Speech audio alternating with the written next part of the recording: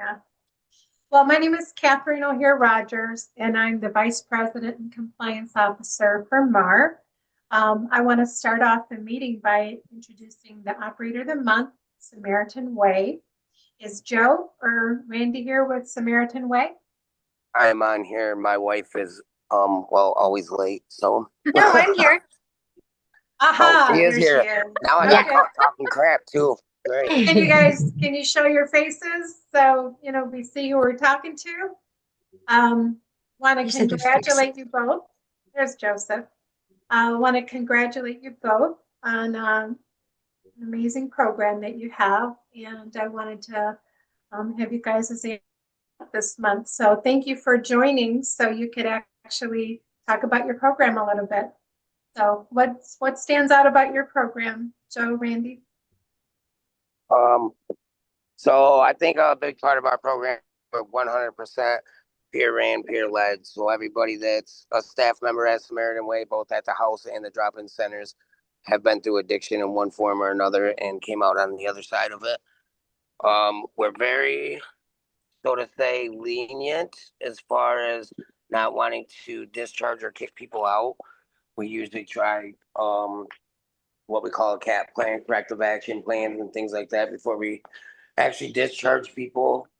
And I think that has a lot because then people have a good connection with you. They want to do better. Please, Jason asked to Nick Miller's office. Are getting another chance. So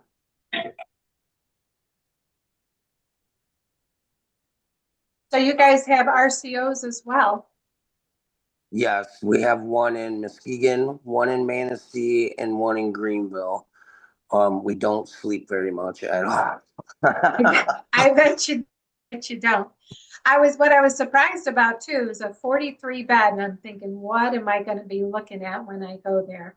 Well, you're going to come back and look again because it's going to be a lot more. We're starting construction on the other end, and we're actually going to do. So we're living in there, so we'll be in touch again, and I think it's going to be right around 100 beds when we're done. Wow. Now, what was that building prior to it being Samaritan Way? It's a very large facility. It reminded me of like a AFC. The things. Okay. Yep, it was Child Haven, which is like children live there. And I think most of them had mental health disorders. And then for a while it was crisis residential unit through Health West, which people with co-occurring mental health disorders, schizophrenia, things like that lived in there. And in the very beginning, the owners who currently own it is what's it called, Randy? Hall. It was a school. Yep. So they did a lot of schooling in there, and we've actually been in talks with the owners of the building now that we rent from, and I think we're going to put some schooling in there as well for people in recovery. I know when I was going through recovery, a big part of my problem was I didn't have a GED, and I still don't, honestly. So I might be in that program too, but we're going to bring that in and be able to offer GEDs to people. Wow. Would that be just for the people that are going through your program, or anybody in the community in recovery? I think we're going to probably extend it to our drop-in centers as well, and maybe a part of our life skills class. We're just in the talks of how we're going to work it all out. I figured out that when you grow quickly, you miss a lot of things. So I'm trying to, before we start new things, make sure that we have everything in order. Awesome. Anybody have any questions for Joe or Randy? I have one quick question. Joseph, have you have any of your peer recovery coaches standards going forward? What do you mean standards? What do you mean? Well, for instance, Michigan has something called the UARCO standards, United RCO things. So Walski and Glennis Anderson typically meets with the people that have a peer recovery coach. No, recovery organization, recovery community organization, not a recovery coach. Yeah. So he's going through the RCO process right now as well. Yeah. Yep. I've actually been in it for like 2 years because I thought I was going through Marco, and then Catherine here filled me in to go through her. So hopefully this will be, they're actually waiting on me now, so. Well, I shared, I said, hey, MARR, we certify RCOs, and he's, oh, I didn't know that. So yeah, I'm glad you're going through the process. But you guys have recovery coaches working in your RCOs, don't you? Yeah, so I have 13 coaches through 3 locations currently. Our Congratulations. busiest location is Muskegon. We see anywhere from 60 to 70 people every single day in Muskegon. So we Wow. have around 5 coaches there. We have 1 full-time coach at the house. We have 1 in uh Greenville, and then 2 in Manistee. And we're looking for another one in Greenville if anybody knows anyone. Are those RCOs open now? They are? Yep. Yeah. So Greenville's our newest addition, and we opened that up in January. Manastee's been up and going for around a year, and then Muskegon has been since the beginning, since 2024. Okay. And are you keeping track of any kind of data, like not, numbers and also genders and all that stuff, ages? Yeah, I'm actually in the process of hopefully finding a different system for that as I'm finding out why we're applying for grants. Our system's not the greatest. We've been using pretty much Google Sheets and forms. So we are going to look into like a different system that might be a little bit easier, but we track all of our pantry items, all of our food items, all of our clothing, how many times people come in, each person, how many people come in weekly and monthly, what groups are most attended, and all of that good stuff. Okay, great. Yeah, that's great information to have. Really is. Well, Yeah, I'm finding congratulations, Joe. Congratulations. And I look forward to seeing your program as it grows and get the other RCOs on board as well. yeah. When you're done with that process. So thank you again for all you do. I was very impressed with your homes. Well, thank you. Thank you. It means a lot to us. All right. We actually have a speaker on today. Her name is Ashley, and she had reached out to us, and she's Not trying Ashley. to work. I'm sorry. It's Jenny Wicks. Oh, I'm sorry. I said Ashley. I was looking back at my email. Ashley, Jenny. I apologize, Jenny. And she's working with a young adult population, and she wanted to have an opportunity to speak with the operators on that. So, Jenny, are you on here? I am. Thank you so much for having me. There she is. It's nice to put a name to a face. You too. Thank you. Oh, Hi, everyone. And Catherine, I don't know how formal, informal this typically is, or how much, I think you said maybe 10. 15 minutes and talk about the study that you're doing and see if there's any operators and give them an opportunity to ask you some questions. I have some slides as well. I don't know if that's makes sense to share those or not, just in Sure. case. Sure. Okay, great. Just go ahead and pull that up.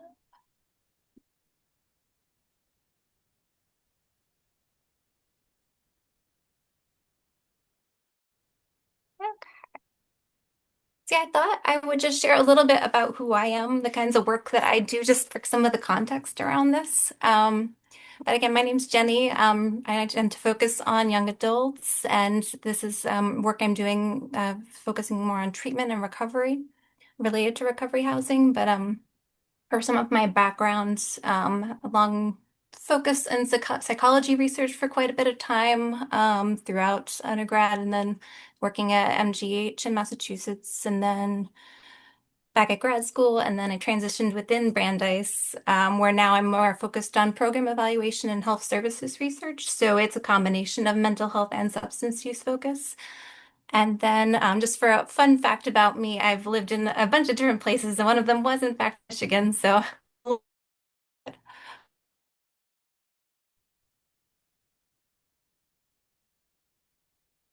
just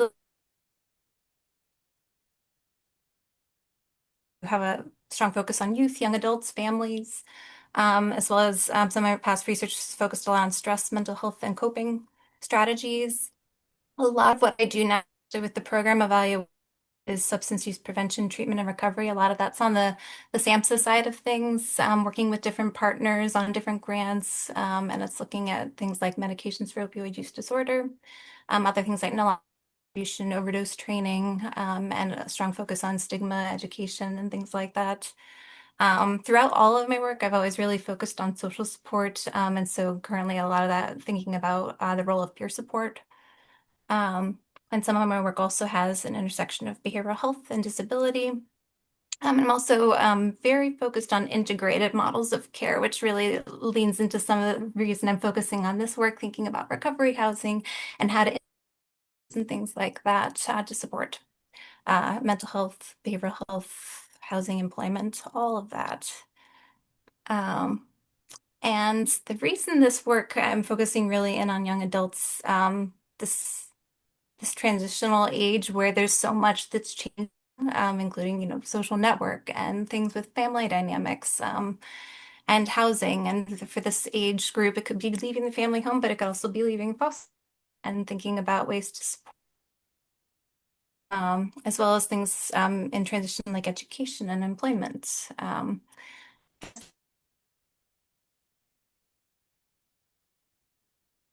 Occurred as well, and this is an age mental health challenges really seem to be peaking.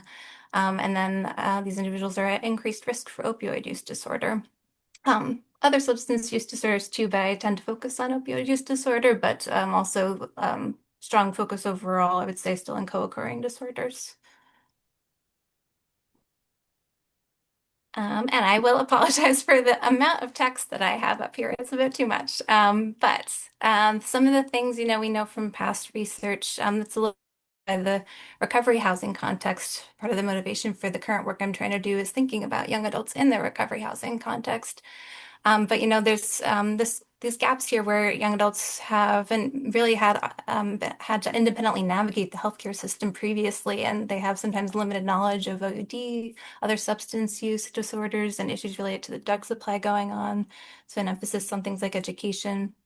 And again, they talk about in some of the past research with the interview occurred before about some of these mental health and emotional needs that go unaddressed that are contributing to their opioid use. And they also report challenges engaging with MOUD too, because there's a lot of stigma still in places coming from family or peers, and sometimes providers as well. And then overall, then it's likely to access MOUD, less likely treatment, and maybe again more likely again than other age groups. Some of the things that they've talked about in past research was, the treatment costs can be a big barrier. Also, sometimes, they felt that the dosing was insufficient, things like that.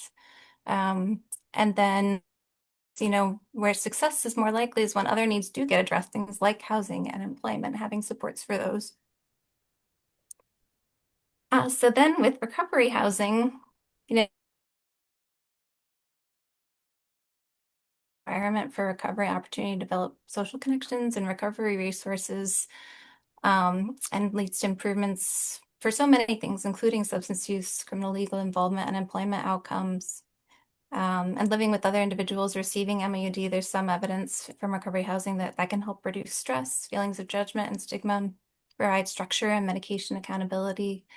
And some evidence from young adults as well, that they experience positive changes in their social networks when they've had time in a housing environment with fewer contacts with peers that are using substances. But there is very limited work that's really focused on young adults, so need to know more about their experiences. So they also emphasize the need for integrated services. I think that's true for all age groups. Integrated care, I think, is a huge, important piece. But this is something they really believe that addressing a range of social determinants of health could support sustained recovery. And I'll also say another reason I'm focusing on this now too is this year, many of you may know that SAMHSA announced this new supplemental funding to support recovery housing services for young adults with OUD. And so that brought up the question of what's known about young adults within recovery housing right now. And there's actually not a ton in the research right now, but there may be many others that have worked with young adults and actually know a lot. And young adults can also really speak to their experiences too. So that really leads up to this pilot study that I've developed with support from iStar, which is the infrastructure for studying treatment and addiction recovery residences. And the aim of my pilot study is to really identify the recovery support needs of young adults receiving MOUD, and things that might be related to family dynamics, needs related to mental health, education, employment, their social well-being, and really being able to build their independence. And then how can recovery housing really facilitate those needs within, the environment and the structure it provides, things like peer support, maybe family-oriented services, independent skill building and education and all those things. And so for the study, this would be really using a community engaged qualitative interview approach to identify those needs and specifically for MOUD and how recovery housing can facilitate recovery and MOUD retention. It's emphasizing the voices of young adults receiving MOUD and incorporating perspectives from recovery housing managers, young adult peer support staff, and MOUD providers. And so there'll be an interview, up to 25 interviews across multiple recovery housing models. Idea there really to be getting various oh, I've never drawn before. Sorry about that. I don't know how I did that. It's new. So the idea here being with the various characteristics, the idea we want to know, if there's a house that has all young adults versus a house where it's mixed ages, what are the different experiences like for young adults there?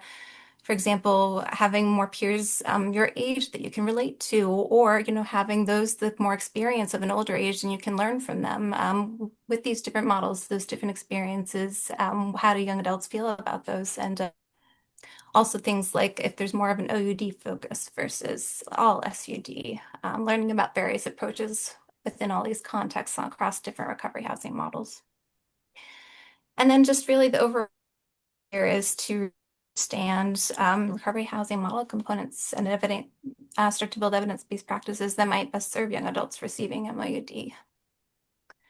And with all that, just talking about that, I did want to say for today as an opportunity too, if there are things that anyone here wants to know you've had working with young adults you think are important to consider. I really do want to think about ways. So right now I'm finishing, designing study questions and things like that. So thinking about ways to tailor these questions with what recovery residents, operators, staff, MOD providers, what you really want to learn about for providing these services and supports for this age group, for those that are receiving MOD. And that could be, some of these needs and services I've talked about with the environment or peer support or other things. So I did want to open up that opportunity if anyone does have thoughts on these kinds of supports and needs of young adults, things you would want to know. And I'm happy to answer any questions as well about this study. Yeah, I would just maybe open it up. I have some quick questions, Dr. Wicks. My name is Jeff Van Treese. I run the Michigan Association of Recovery Residences. And in Michigan, at Grand Valley State University, there's a PhD that's working on epidemiology and has worked for Building Men for Life, which has about a dozen different recovery residences in the Holland, Michigan. And they've had STARS 3 years where they've had people come in on their PhDs and have done work on MOUD stuff. They've actually met with, you remember David Best? David Best. Oh, that name rings a bell, but I'd have to. You would remember him. He started RecCap, and he did some things for us in both in Michigan at the MARR standard and here as well. And he's going to be at the MARR standard. That's going to be September 28th, 29th, and 30th. MARR conference. In beautiful Fort Lauderdale. I know you won't want to go there, but it'll be warm and nice. It's literally right by the ocean. It's fantastic. Yeah. Anyway, these guys have been doing work for the last 3-4 plus years, 2 semesters each year, 2 people each time, and what they're trying to do, basically, they're trying to do what the treatment of what you're trying to do. And they've come up with some not really peer-reviewed stuff, but they've done up some stuff that I thought was really good. My thought was from you, have you done any work with Grand Valley State? Do you know any of the people over there? I Because haven't, they're no. doing the same thing you're doing. With the young adult focus? Well, because it's all college people, Ah, it's gotcha. probably, I'll say 75% all Engle people, all people that were under 30 years old or younger. Gotcha. Yeah. Okay. Yep. So kind of more so in the college context, potentially. Yep. Yep. And I don't have, I just know she's I know her last name, but I can't remember what it is. But she's like, she's kind of your start of doing some things in Michigan or in the Washington. She's doing here in Michigan. Gotcha. Well, that's great Yeah. to know. Thank you. I'm gonna have Yep. to look into that. My What last is question, the where did you age? live in Michigan? I was not in Detroit. I was a little further outside Detroit. I want to say it was the closer to Birmingham area. Fine.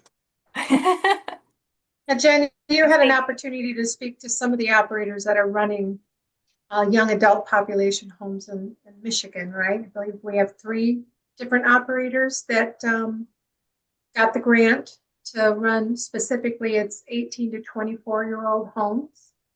Correct?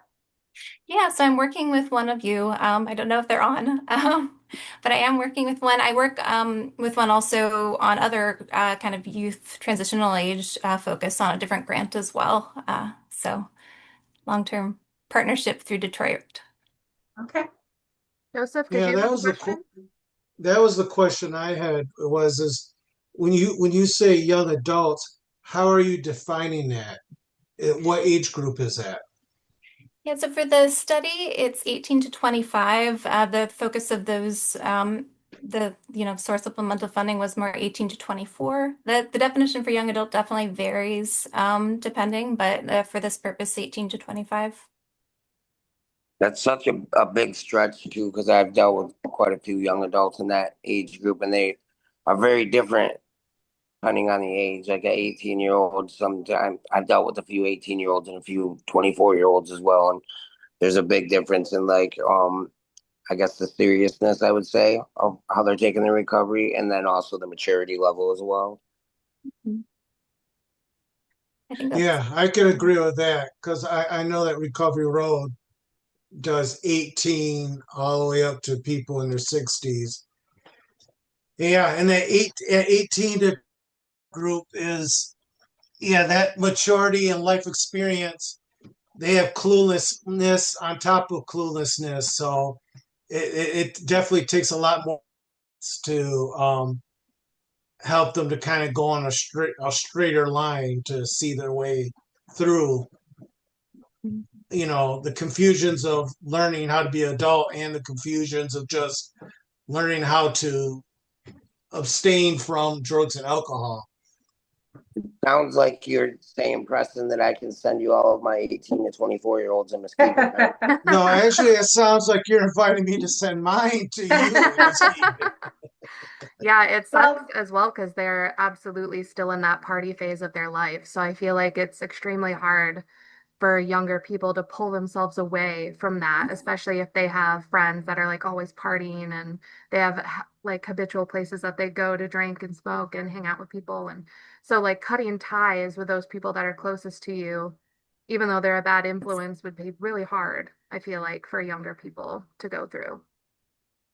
Yeah, it is the very difficult population to serve. And when I found out that, you know, the state was wanting homes to run specific homes that age group 18 to 24, I thought, oh my gosh. Because that's I used to in my mind it'd be like that's the young and dumb population. It was just like they just don't get it, or it was very difficult to reach them because they in their head to do. I already got it figured out. You can't tell them anything, and they haven't hit their rock bottom yet. Many of them, and there was very few when my husband level 2 homes.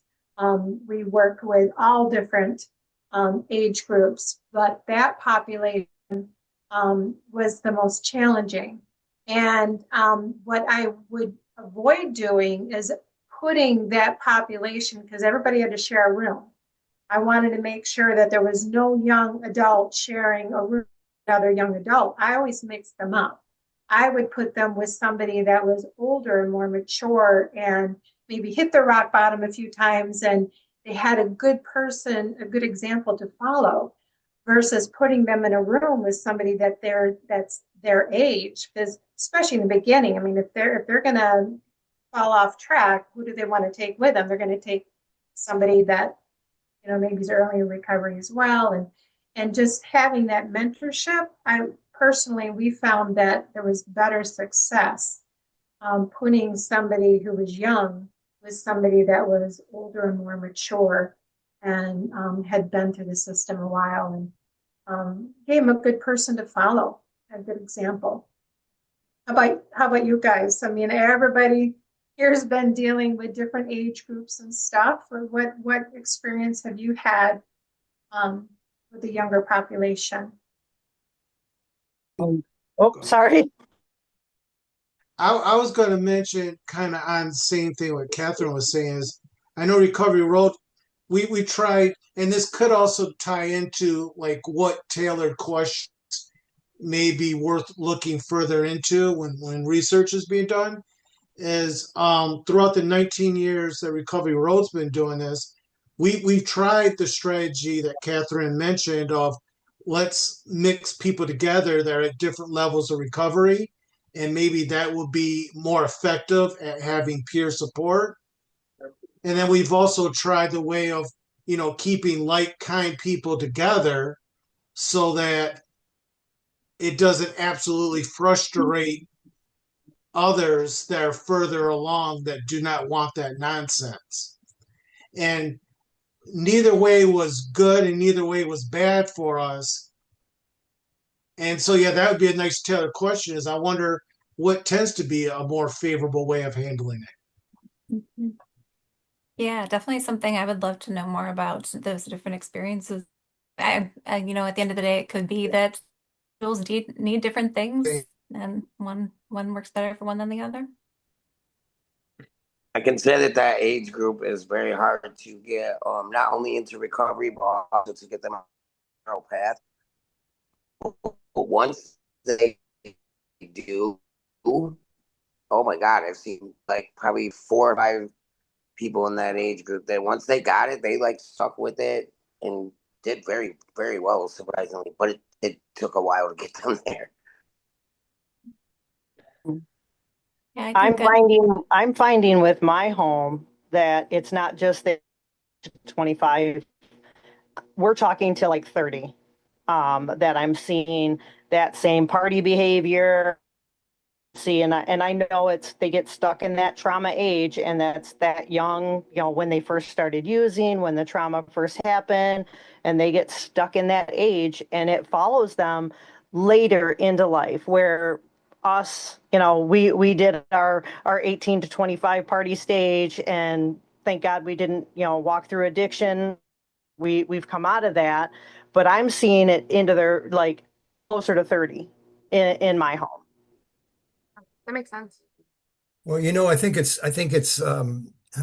the opportunity lately to deal with 3 or 4 young people, young adults, and they have a real difficult time getting away from the people that they used to drink and do drugs with. And it's because that's their society. And I know, like in recovery for even people who are 30, I've been in like AA, for example. I mean, they talk about, you know, you have to get away from all the people that you used to be around when you're using, you know, and drinking and stuff. But I'm hearing from these people how much, I mean, because that's their whole life. It's just like young people and being together in gangs and groups and stuff like that. I don't mean bad gangs, but I mean groups and stuff like that. And it's much more difficult for them to change that and to stop that, even though they don't want to do drugs and they don't want to drink anymore. You know, it's like everybody around them is They doing want to it. reel you back in. And plus that's their social network. So Right. so that, you know, that's just a really, really tough age to have to deal with and stuff. And but I had a question. I know I would love to see the design of this thing when you're finished with it with all the questions. That'd be very interesting to see. But with what you talk about, like MOUD stigma, Um, are you looking at just the difference with young adults? So The kind of stigma that's the kind of MOUD stigma that's attached to young adults, or just in general? Yeah, I think it's going to be maybe a mix of both because I think, there's generally still MOUD stigma issues across all ages. And with young adults, and I think this is starting to shift a little bit, but I think there's generally fewer providers that work with young adults, providing MOUD. I do know some that do, and I think it is changing over time, but I think that it sounds like from what young adults say too, a tendency maybe to do lower doses and things like that with concerns about young adults being on MOUD to begin with. So it would be related partially to their experiences at that age with maybe some challenges that providers have with providing MOUD to them. And I think from some of what I've seen in the research too, it's sometimes their own stigma thinking that they shouldn't be on MOUD as well. So it might be just their experiences with that on their own and related to sometimes based on their family beliefs about what they should be doing. And maybe following a similar plan that their family had done. And so trying to figure out what works best for them versus what they've been hearing and finding their own individualized plans.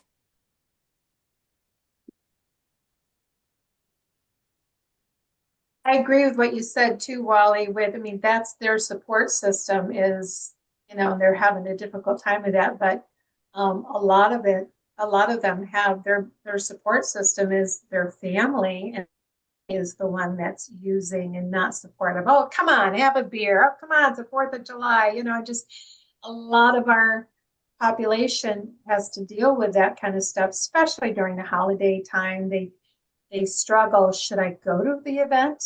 I know people are going to push me to use, and it's a difficult time. I think your age is a huge factor, but how far along you are and how many rock bottoms you've hit is a big factor too. I mean, so if you're going into even your 10th year of sobriety, I mean, it can still be really difficult to go to a family function where you know that people are going to be using and you're around that. And um, so, but young adults definitely are one of the most challenging groups. So good luck with that, Jenny. I think you're going to have a lot of eye-opening information coming in, and I agree with Wally. Would love to see the questions that you come up with, and we could share some of that with the operators. Is there anything else that you have Yeah, questions about? I had a question. With the negative stigmas on MOUDs, is at this time, is that limited to non-clinician type people?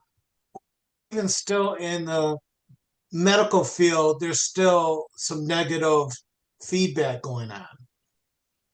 Yeah, with across the work that I do, I hear about stigma across the board. I think oftentimes maybe in primary care is maybe where it's still maybe more prevalent. Mm.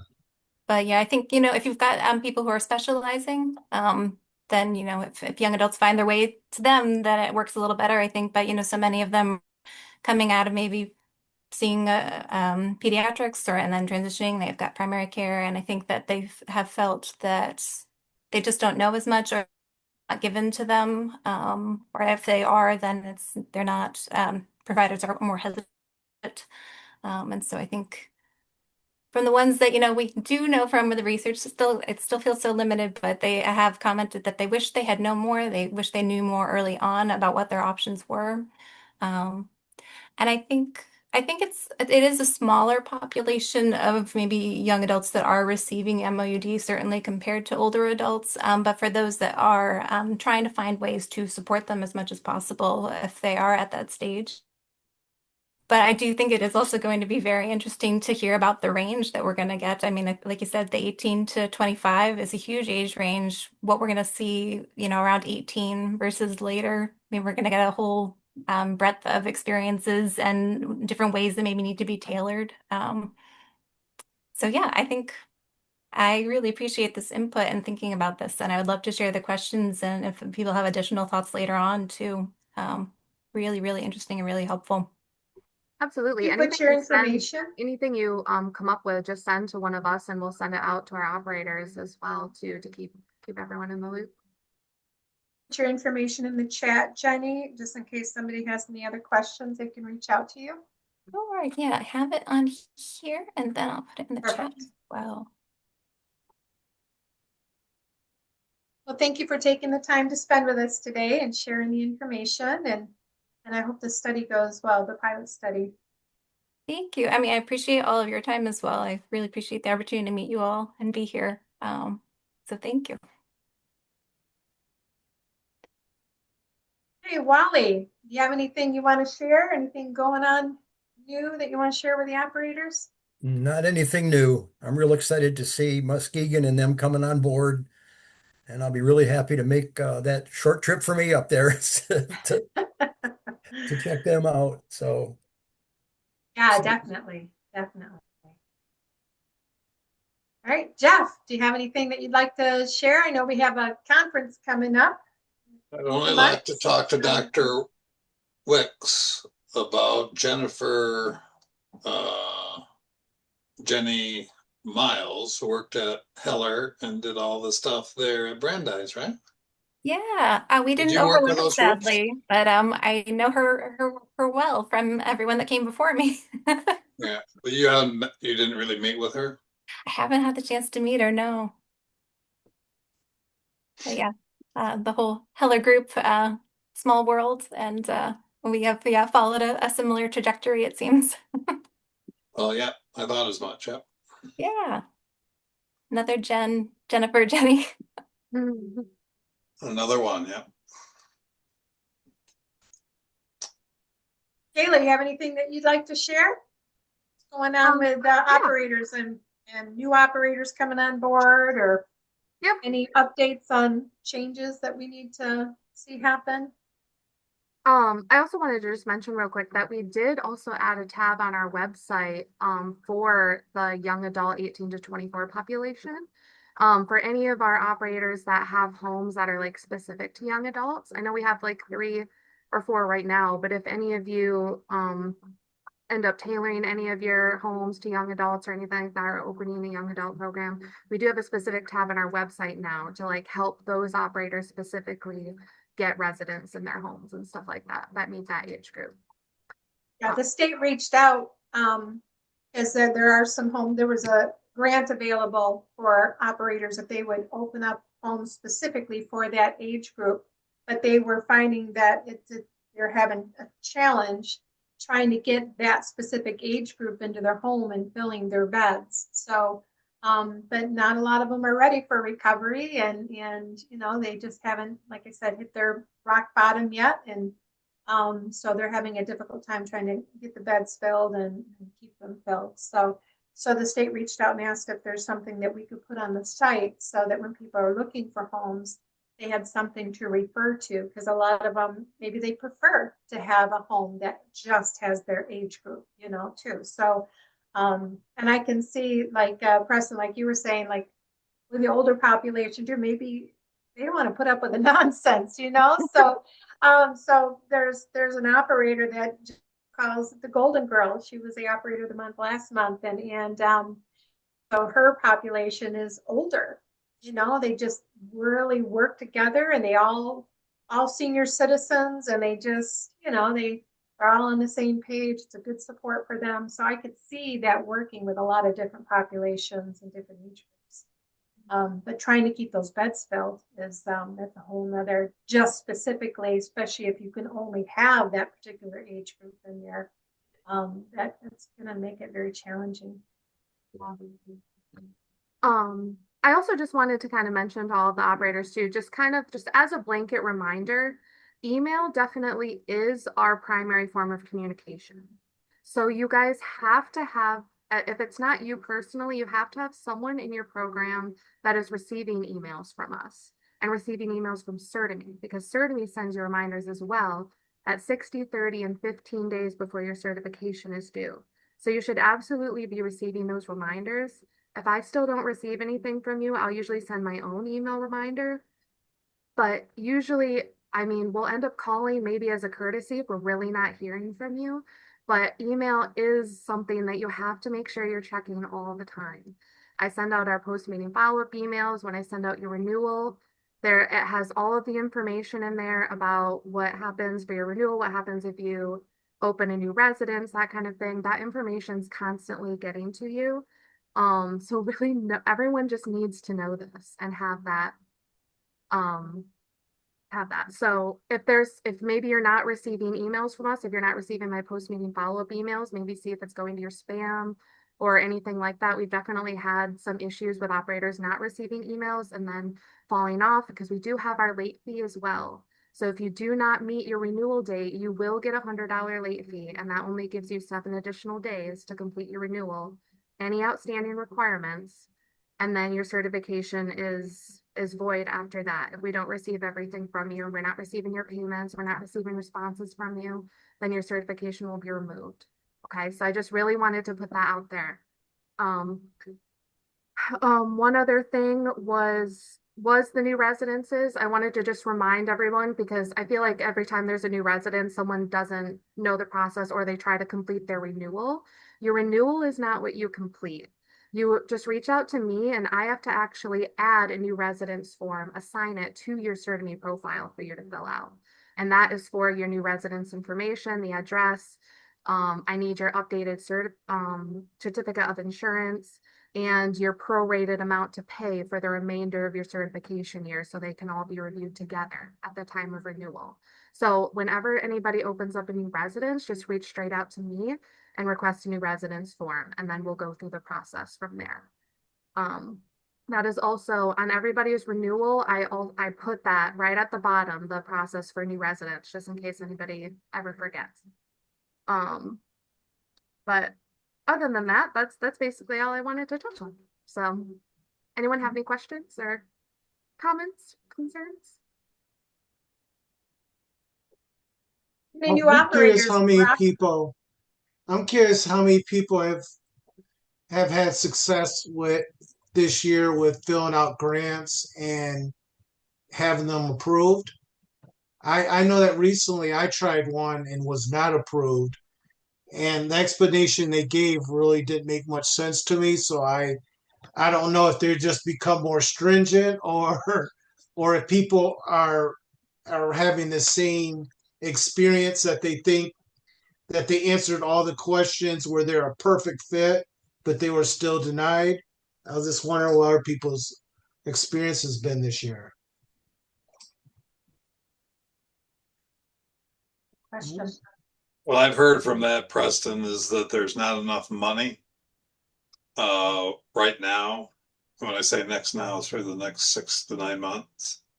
But I'd ask for anything else going forward. And my also understanding is there might be some additional money for peer recovery centers, not now, but 6 months or 12 months from now. So I'll be making any type of thought you do for new recovery residences or new peer recovery centers here in the state of Michigan. I have no idea whether they'll do it, but I would just ask you to do it. That's not uncommon though, Preston, for operators, especially being new to writing grants. Especially in the beginning, a lot of first timer, you're going to get denied.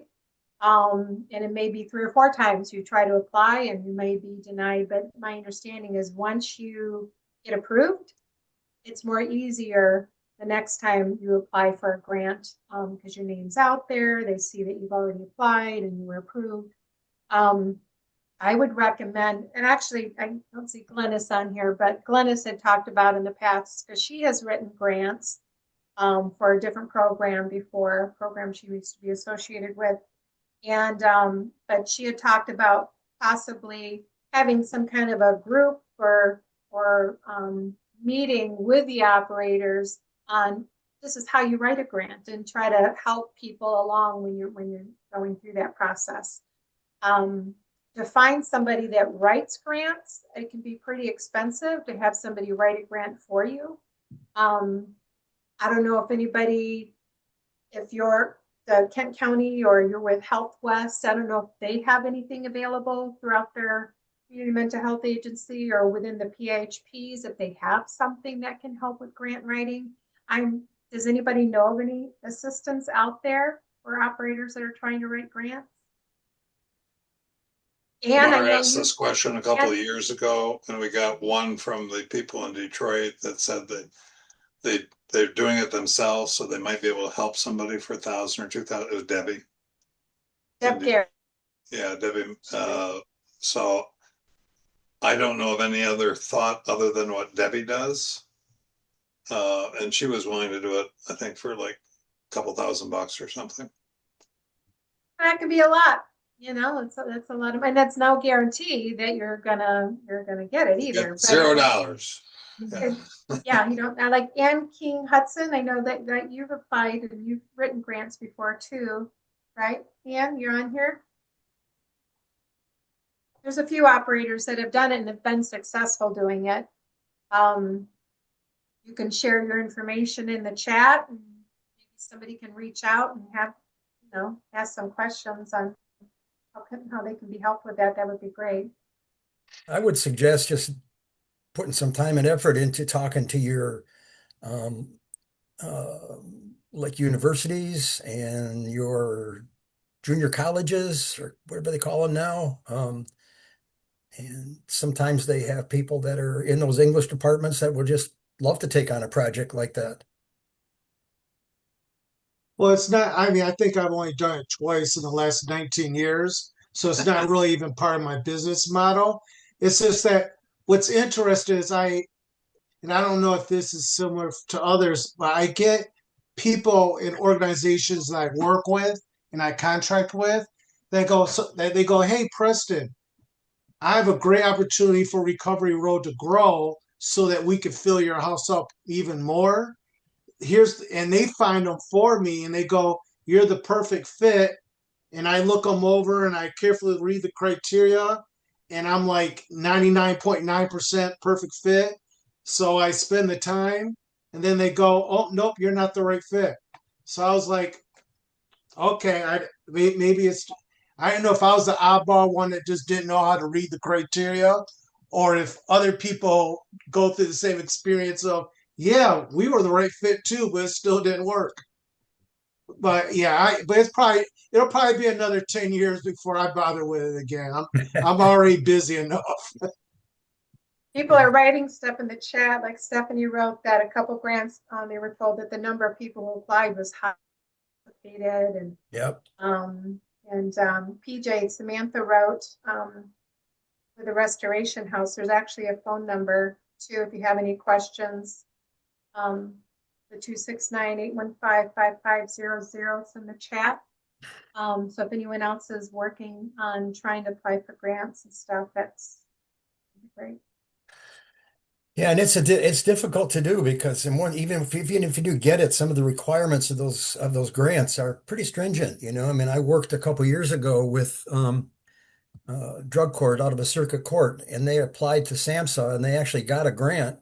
And after they got it, they were sorry that they did it. I mean, because some of the requirements to keep it and make it work were just overwhelming, and it's expensive. I mean, they had to hire some company just to be like a between person they were told they had to between them and SAMHSA, and they couldn't afford to do that. They don't have that kind of money.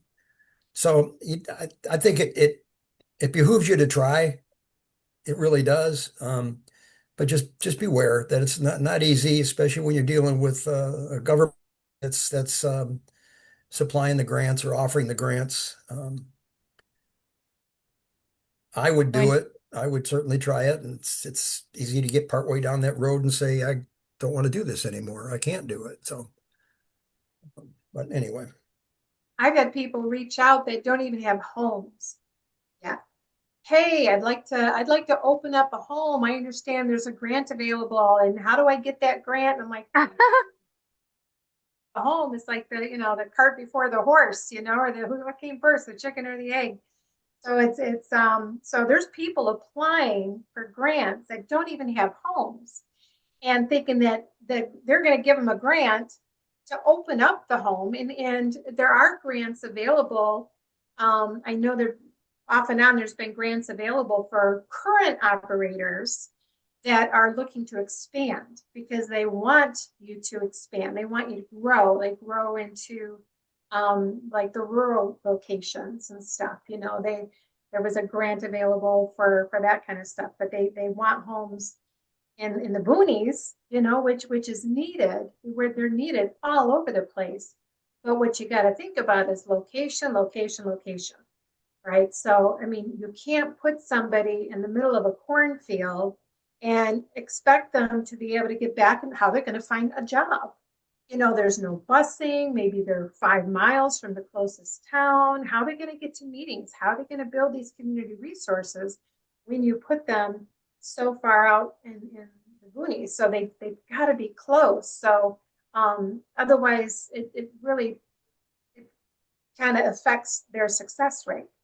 You know, so there was an operator that had a home 7 miles from the closest town. And when they first opened, I'm like, how are they going to get to work? You know, how are they going to find work? Well, we're going to give them a ride. You're going to give everybody a ride back and forth for job search, and just that you can't do that. You can't do it for one. You're going to do it for one. You got to do it for everybody, right? Or it's discrimination. So whatever resources you put in place, you've got to make sure that you're helping everybody in the home equally, right? So if you are going to be putting a home in a rural location, you got to think about transportation, how they're going to get back and forth, because most people that come through the door don't have a vehicle. They don't have transportation. So,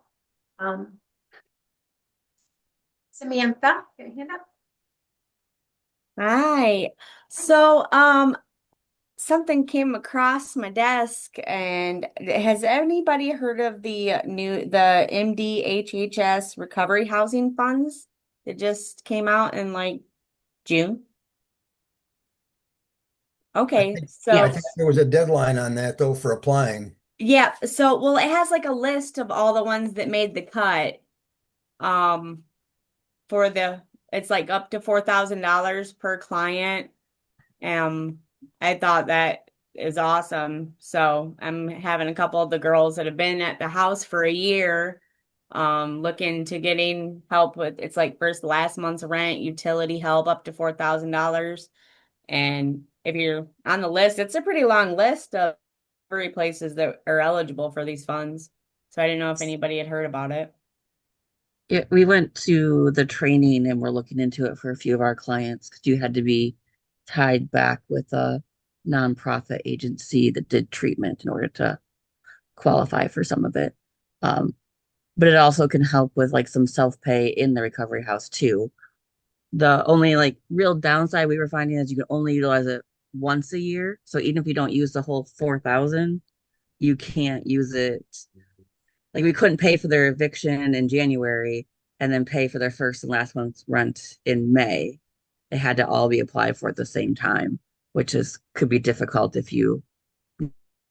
but it looks like it'd be a really good opportunity for a lot of people. Melissa is wondering where one could find that info. Or is the deadline? Is the deadline already up, Samantha? It doesn't look to be up.